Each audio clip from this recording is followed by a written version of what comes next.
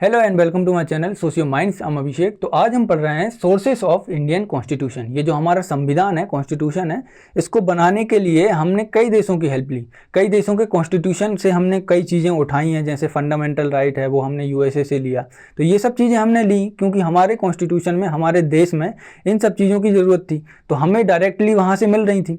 तो वहाँ से हमने उठाया वो डेटा और अपने अकॉर्डिंग अपने देश में जो सही रहेगा, जो सुटेबल रहेगा हमारे देश के लिए, उसको हमने अडॉप्ट किया, उसको मॉडिफाई किया और उसके बाद अपने कॉन्स्टिट्यूशन में अडॉप्ट कर लिया। तो चलिए देखते हैं कि सोर्सेस कौन कौन से हैं, कहाँ से हमने कौन कौन सी चीज़ें ली हैं, ये सब हम इसमें देखने वाले हैं। तो सबसे पहले ये देखें, गवर्नमेंट ऑफ इंडिया एक्ट 1935, ये एक मेजर सोर्स है हमारे कॉन्स्टिट्यूशन के लिए, क्योंकि मोस्टली यहाँ से ही हमने पूरा डेटा लिया हुआ है। उसके बाद यूके से, USSR, US, Canada, Japan, Ireland, south Africa, France, Germany, Australia, ये सारे देशों से हमने कुछ ना कुछ अडॉप्ट किया है। तो चलिए सबसे पहले देखते हैं 1935 गवर्नमेंट ऑफ इंडिया एक्ट। तो गवर्नमेंट ऑफ इंडिया एक्ट से हमने बहुत सारी चीज़ें उठाई हैं, जैसे फेडरल स्कीम।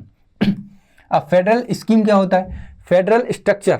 देखो, जब सेंटर और स्टेट दोनों के पास अपनी अपनी पावर हो, डिवीज़न हो पावर का, कि भाई एक दूसरे की पावर में वो दखल अंदाजी नहीं करेंगे, अपनी अपनी पावर रहेंगी, सेंटर के पास अपनी रहेगी, स्टेट के पास अपनी रहेगी। तो इस सब को बोलते हैं फेडरल पावर, फेडरल स्ट्रक्चर। तो सेंटर और स्टेट के बीच में पावर का डिवीज़न हमने कहाँ से लिया? Government of India act 1935। उसके बाद इमरजेंसी पावर, इमरजेंसी से रिलेटेड पावर्स भी हमने गवर्नमेंट ऑफ इंडिया एक्ट 1935 से लिया है। जुडिशरी, जिसमें सुप्रीम कोर्ट है ना, हाई कोर्ट आता है, तो ये सब चीज़ें कहाँ से? Government of India act. Office of governor, state में जो ऑफिस होता है, गवर्नर होता है स्टेट के लिए, जो सेंटर अपॉइंट करता है, तो वो कहाँ से लिया है? 1935। पब्लिक सर्विस कमीशन, इसमें क्या है? यूपीएससी और स्टेट पीएससी और जितनी ज्वाइंट पब्लिक सर्विस कमीशन है ना, ये सब चीज़ें कहाँ से ली हैं? Public service commission, government of India act 1935। Administrative structure, अब जो हमारा एडमिनिस्ट्रेशन है उसका स्ट्रक्चर भी हमने यहीं से लिया है कि भाई ऐसा हमारा एडमिनिस्ट्रेशन का स्ट्रक्चर रहेगा।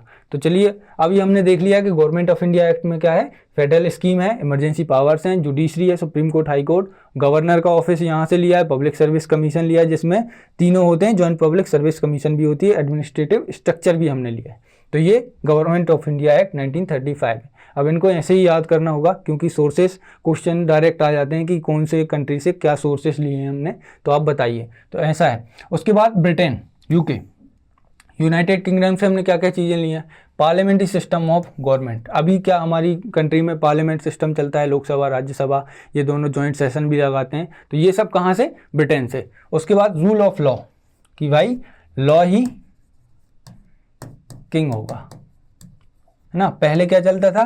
किंग बोल देता था, वही लॉ हो जाता था, लेकिन अब जो लॉ बोलेगा वही किंग काम करेगा। तो मतलब लॉ ही किंग है, लॉ से ऊपर कुछ नहीं है, मतलब लोगों से ऊपर भी ये कानून है। उसके बाद लेजिस्लेटिव प्रोसीजर। लेजिस्लेटिव प्रोसीजर क्या होता है? जो लोकसभा और राज्यसभा है, इनमें जो भी प्रोसीजर रहता है, कुछ भी लॉज लाने हो या पॉलिसीज़ बनानी हो, ये सब इसमें दिया है कि भाई प्रोसीजर कैसा रहेगा, किसको कैसे अमेंड किया जाएगा, ये सब इसी में है। Single citizenship.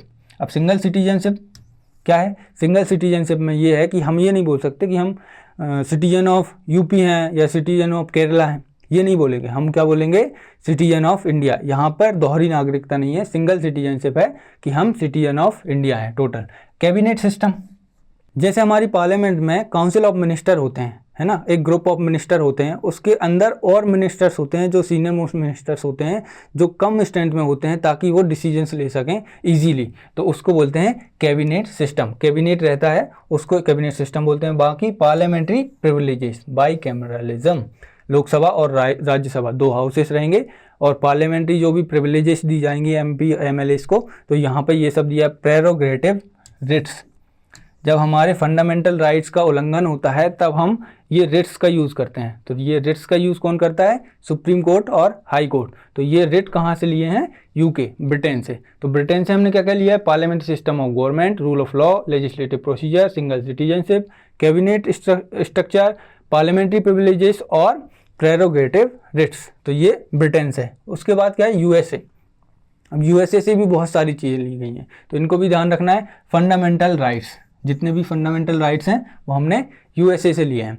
अब लोगों का कहना होता है कि भाई ये तो इंडिया का कॉन्स्टिट्यूशन है, एक टोटल कॉपी पेस्ट है, मतलब मल्टीपल कंट्रीज़ के कॉन्स्टिट्यूशन का कॉपी पेस्ट है इंडियन कॉन्स्टिट्यूशन, इसीलिए बड़ा लेंथीएस्ट कॉन्स्टिट्यूशन है। लेकिन ऐसा नहीं है, हमने क्या है जो भी सोर्सेस लिए हैं, जहाँ से भी कुछ भी लिया है, तो अपने हिसाब से उसको मॉडिफाई करके अपने हिसाब से इसको अडॉप्ट किया है। तो हम पूरा कॉपी पेस्ट नहीं बोलते, ये हमने जो अच्छी चीज़ें हैं वो हमें लेनी चाहिए, है ना, बुरी चीज़ तो ली नहीं है, तो अच्छी चीज़ें हमें अडॉप्ट करनी चाहिए पहले से ही। जब लोगों के पास वो चीज़ें हैं तो हम उसको अडॉप्ट करेंगे, बस अपने हिसाब से करेंगे कि भाई अपनी कंट्री में कैसे रहेगा।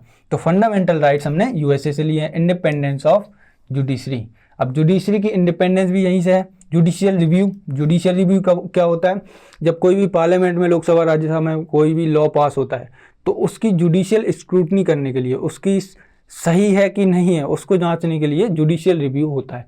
तो जुडिशियल रिव्यू सुप्रीम कोर्ट के पास होता है, ये यूएसए से लिया है।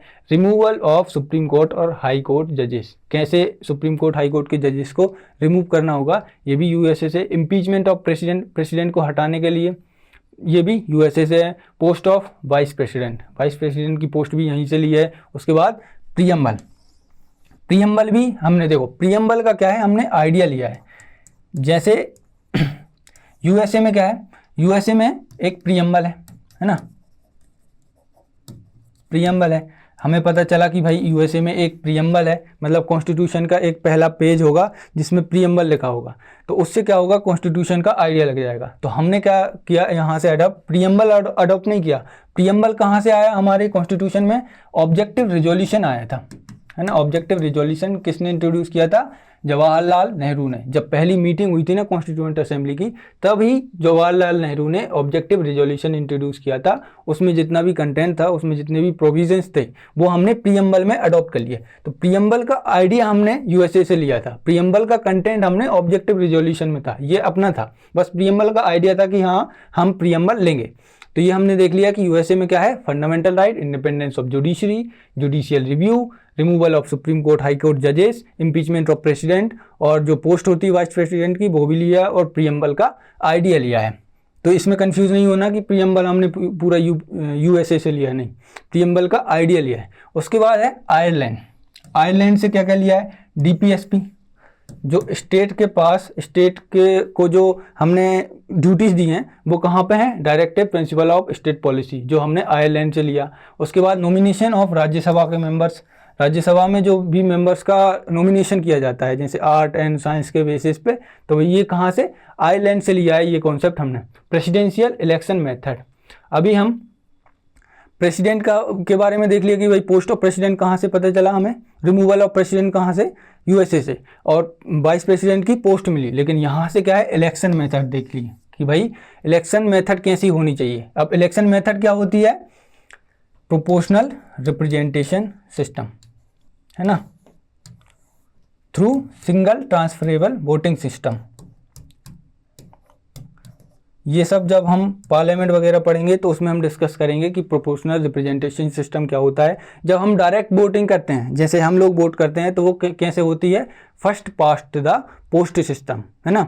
तो क्या होता है, जो भी कैंडिडेट सबसे ज़्यादा मेजोरिटी लेकर आता है, सबसे ज़्यादा वोट लेके आता है, और वो इलेक्ट हो जाता है, वो एमएलए या एमपी बन जाता है। लेकिन यहाँ पर जब प्रेसिडेंट को बनाना होता है तो हम proportional representation through single transferable voting system में करते हैं, जिसमें क्या होता है, हम प्रेफरेंसेस चुनते हैं। ये 4 कैंडिडेट हैं तो पहला प्रेफरेंस इसको देंगे, दूसरा इसको देंगे, तीसरा इसको देंगे, चौथा इसको देंगे। इस तरीके से हम प्रेफरेंसेस सेट करते हैं प्रेसिडेंट इलेक्शन में। तो ये कहाँ से लिया है, आयरलैंड से। उसके बाद है ऑस्ट्रेलिया। अब ऑस्ट्रेलिया से क्या क्या लिया है, ऑस्ट्रेलिया से कॉन्करेंट लिस्ट, जो हमारी 7th शेड्यूल में कॉन्करेंट लिस्ट है। तो कॉन्करेंट लिस्ट क्या होती है, स्टेट और सेंटर जिस भी चीज़ पे कानून बना सकें, जैसे एजुकेशन हो गया, एग्रीकल्चर हो गया, तो इस पर सेंटर भी लॉ बना सकती है और स्टेट भी बना सकती है। तो ये कॉन्करेंट लिस्ट कहाँ से ली है, ऑस्ट्रेलिया से, जो कि 7th शेड्यूल में है। उसके बाद freedom of trade and commerce. अब हम किसी भी जगह कैसा भी ट्रेड कर सकते हैं, है ना, जैसे सरकार डिसाइड करती है कि भाई हम कैसा ट्रेड कर सकते हैं, ये सब हम कर सकते हैं। तो ये फ्रीडम कहाँ से मिली हमें, ऑस्ट्रेलिया से हमने यहाँ से अडॉप्ट कर लिया। उसके बाद जॉइंट सिटिंग ऑफ पार्लियामेंट, जब लोकसभा और राज्यसभा दोनों एक साथ बैठते हैं, है ना, पार्लियामेंट में, तो उसको बोलते हैं जॉइंट सिटिंग, जॉइंट सेशन लगता है। तो ये कहाँ से, ऑस्ट्रेलिया से लिया ये वाला कॉन्सेप्ट। उसके बाद है कनाडा। अब कनाडा से क्या क्या लिया है, फेडरेशन विथ स्ट्रॉन्ग सेंटर। अब जैसे हमें पता है कनाडा में कि अलग अलग स्टेट्स हैं, है ना, लेकिन उन्होंने क्या स्ट्रक्चर डेवलप किया कि जो भी स्टेट्स हैं ना वो अलग अलग ना भागने लगें। इसके लिए क्या है, सेंटर के पास थोड़ी सी ज़्यादा पावर है ना। सेंटर और स्टेट के बीच में पावर का डिफरेंसेस तो है, पावर डिवीजन भी है, लेकिन सबसे ज़्यादा पावर किसके पास रहेगी, स्ट्रॉन्ग सेंटर के पास। तो स्ट्रॉन्ग पावर सेंटर के पास। ऐसे ही है फेडरेशन विथ स्ट्रॉन्ग सेंटर। जैसे अभी हमारे इंडिया में भी क्या है, सेंटर है, स्टेट है, दोनों के पास अलग अलग अपनी अपनी पावर है, लेकिन सेंटर क्या होगा, थोड़ा सा स्ट्रॉन्ग रहेगा हर एक चीज़ में, ताकि जो स्टेट्स हैं वो अलग अलग भागने की कोशिश ना करें, मतलब यूनिटी देश में बनी रहे। इसीलिए फेडरेशन विथ स्ट्रॉन्ग सेंटर हमने यहाँ से अडॉप्ट किया कनाडा से। उसके बाद क्या है, अपॉइंटमेंट ऑफ गवर्नर्स। अभी हमने देखा था ऑफिस ऑफ गवर्नर कि भाई ऑफिस, गवर्नर का ऑफिस रहेगा ये वो कहाँ से लिया हमने, ब्रिटेन से। लेकिन अपॉइंटमेंट ऑफ गवर्नर कि अपॉइंटमेंट कैसे करेगा, सेंटर करेगा, तो सेंटर कैसे करेगा अपॉइंटमेंट, ये कहाँ से, कनाडा से। उसके बाद residuary powers with centres, centre. अब ये क्या है, देखो फेडरेशन विथ स्ट्रॉन्ग सेंटर और रेसिडुअरी पावर विथ सेंटर, इससे क्या होता है, ये दोनों एक जैसे ही हैं कि भाई सेंटर के पास थोड़ी सी ज़्यादा पावर होगी स्टेट से। ऐसे ही रेसिडुअरी, अब जो भी सब्जेक्ट्स रहेंगे, कुछ सब्जेक्ट ऐसे रहेंगे कि जो स्टेट लिस्ट में भी नहीं रहेंगे, सेंटर में भी नहीं रहेंगे और कॉन्करेंट लिस्ट में भी नहीं रहेंगे, तो ये कहाँ रहेंगे। तो अब जो सब्जेक्ट तीनों लिस्ट में नहीं आते हैं उन पर लॉ बनाने के लिए कौन है, पार्लियामेंट, है ना। सेंटर उन पे पावर्स बना सकता है, रेसिडुअरी पावर्स विथ सेंटर। उसके बाद advisory jurisdiction of supreme court. अब कुछ केसेस में देखा होगा कि सुप्रीम कोर्ट एडवाइस करता है प्रेसिडेंट को कुछ मैटर्स में, है ना, और उसके बाद किसी का अपॉइंटमेंट होना होता है तब भी प्रेसिडेंट को जो एडवाइस करते हैं वो कौन करते हैं, सुप्रीम कोर्ट। तो ये एडवाइजरी जुरिस्डिक्शन हमने कहाँ से लिया है, कनाडा से। उसके बाद है यूएसएसआर। पहले क्या था, जो सोवियत यूनियन थी वहाँ से हमने लिया है, जिसको अभी हम करंटली क्या बोलते हैं, रसिया। तो यहाँ से क्या क्या लिया है, देखो फंडामेंटल राइट्स कहाँ से लिए हमने, यूएसए से। अब हमने फंडामेंटल ड्यूटीज़, जो हमारी ड्यूटीज़ होती हैं, जो सिटीजन्स की ड्यूटी होती हैं, वो कहाँ से लिए हैं, यूएसएसआर से। उसके बाद ideals of justice, liberty, equality जो भी प्रीएम्बल में लिखे हैं, ये सब कहाँ से, यूएसएसआर से, यहाँ से हमने अडॉप्ट किया है।